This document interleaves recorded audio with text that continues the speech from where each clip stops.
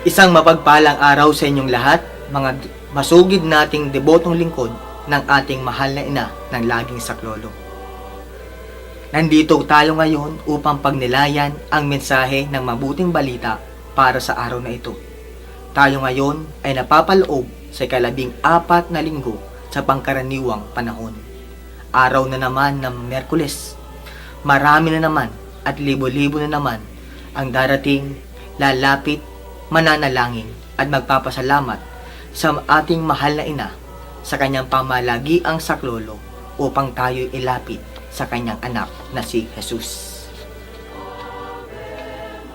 Ang ating ebanghelyo ngayong araw na ito ay mula kay San Mateo, Kapitulo 10, versikulo 1 hanggang 7. Pinangalanan ni Jesus ang kanyang mga apostol at binigyan sila ng kapangyarihan na magpalayas ng mga demonyo, magpagaling ng mga taong may sakit.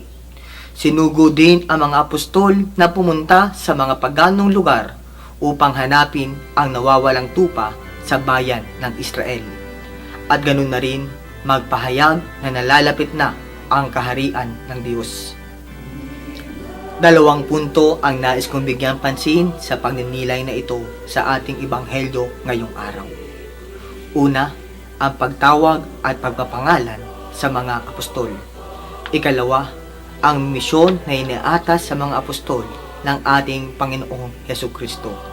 Ang pagtawag at ang misyon.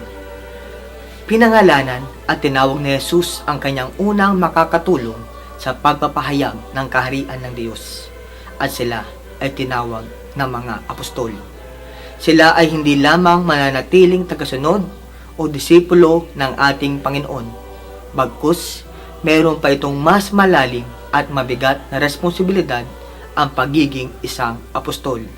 Sila ay magiging pastol at sugo sa tupahan ng ating Panginoon. Sila din ay binibigyan ng kapangyarihan sa ngalan ng ating Panginoong Hesukristo na gawin ang atas bilang mga apostol. May 4 na atas ang binibigay sa mga apostol sa ating ebanghelyo ngayong araw. Una, magpalayas ng mga demonyo. Ikalawa, magpagaling ng mga taong may sakit. At ikatlo, hanapin ang nawawalang tupa sa bayan ng Israel. Ika-4, magpahayag na nalalapit na ang kaharian ng Diyos. Kung ating kikilalanin at susuriin ang tinawag ni Jesus bilang mga apostol, sila ay galing sa hanay ng mga ordinaryong tao. Meron sa kanilang kilalang makasalanan, maniningil ng buwis, revolusyonaryo, may hirap kagaya ng mga isda at iba pang sektor na kinakatawan ng mga apostol. Tinawag sila ng mga apostol dahil sa kanilang pagsunod at pagtanggap sa misyon na inaatas ng ating Panginoong Hesukristo.